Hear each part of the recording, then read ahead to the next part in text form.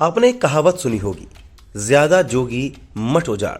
लखनऊ में बीजेपी के टिकटों को लेकर पार्टी में कुछ ऐसा ही हाल रहा। पार्टी के बड़े नेताओं में उम्मीदवार तय करने को लेकर इतना मंथन हुआ, इतनी बैठक हुई कि एक रिकॉर्ड ही बन गया। लखनऊ को लेकर इतनी मारामारी इसीलिए भी होती है क्योंकि यहां से चुनाव लड़ना विधायक बनने की गारंटी होता है। अटल बिहारी वाजपेयी के जमाने से ही लखनऊ बीजेपी का गढ़ रहा है। देश के रक्षा मंत्री राजनाथ सिंह यहां से लोकसभा के सांसद हैं। लखनऊ में विधानसभा की 9 सीटें हैं। पिछले चुनाव में बीजेपी ने 8 सीटें जीती थी, जबकि मोहनलालगंज सीट समाजवादी पार्टी के हिस्से में थी। इस बार 3 सीटों को लेकर बीजेपी कैंप में खूब लॉबिंग चली। लखनऊ कैंट के कई दावेदार थे। प्रयागराज से लोकसभा की सांसद रीता बहुगुणा जोशी अपने बेटे मयंक जोशी के लिए टिकट चाहती थी। यहां से वे खुद पहले कांग्रेस से और बाद में बीजेपी से विधायक चुनी गई थी। उन्होंने तो बीजेपी अध्यक्ष जेपी नड्डा से मिलकर भी अपने बेटे की पैरवी की बात कही, पर बात नहीं बनी। उन्होंने तो सांसद से इस्तीफा देने का भी मन बना लिया था। कैंट से ही राजनाथ सिंह के समर्थक और बीजेपी के महानगर अध्यक्ष मुकेश शर्मा भी दावेदार थे, लेकिन बीजेपी के ब्राह्मण चेहरा और योगी सरकार में मंत्री ब्रजेश पाठक को यहां से पार्टी ने उम्मीदवार बना दिया। लखनऊ कैंट बीजेपी के लिए सबसे सुरक्षित सीट मानी जाती है। वहीं बीजेपी में तय हुआ कि लखनऊ में टिकटों का बंटवारा रक्षा मंत्री राजनाथ सिंह से सलाह के बाद होगा।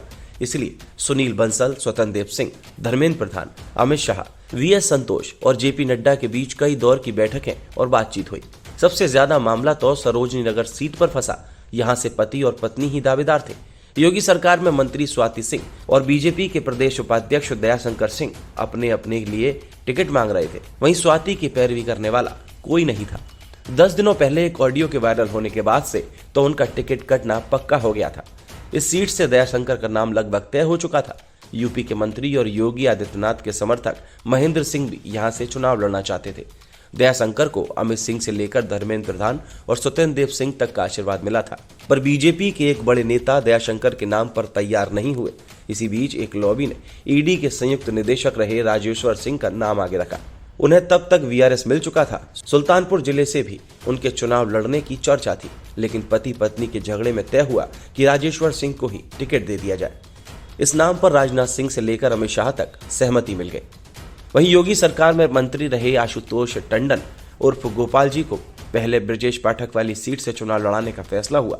वे लखनऊ पूर्व से विधायक चुने गए थे और उनकी जगह पाठक को भेजने पर फैसला हो चुका था। कैंट की तरह यह सीट भी बीजेपी के लिए बड़ी सुरक्षित सीट मानी जाती है, लेकिन गोपाल जी ने आखिरी मौके पर इमोशनल कार्ड खेल दिया। उन्होंने पार्टी नेतृत्व से कहा, मुझे पूरब से ही चुनाव लड़ने दीजिए, मैं आगे चुनाव नहीं लड़ूंगा। बता दें कि लखनऊ से सांसद रहे बीजेपी के सीनियर लीडर लालजी टंडन के बेटे हैं। आखिरकार टंडन की बात मान ली गई। पाठक कैंट भेज दिए गए और टंडन को उन्हीं की मनचाही सीट मिल गई। बख्शी का तालाब से सिटिंग विधायक अविनाश त्रिवेदी का टिकट काटकर योगेश शुक्ला को दे दिया गया। वे पार्टी के पुराने कार्यकर्ता हैं और राजनाथ सिंह के कैंप के हैं। वहीं रीता बहुगुणा जोशी के बेटे को बीजेपी ने इसलिए टिकट नहीं दिया क्योंकि वे सांसद के बेटे हैं, पर मोहनलालगंज से सांसद और मोदी सरकार में मंत्री कौशल किशोर की पत्नी जया को महिलाबाद से और उनके साले अमरश कुमार को मोहनलालगंज से टिकट मिल गया। अब देखने वाली बात यह होगी कि लखनऊ की 9 विधानसभा सीटों में से भारतीय जनता पार्टी कितनों पर अपना कब्जा कर पाती है।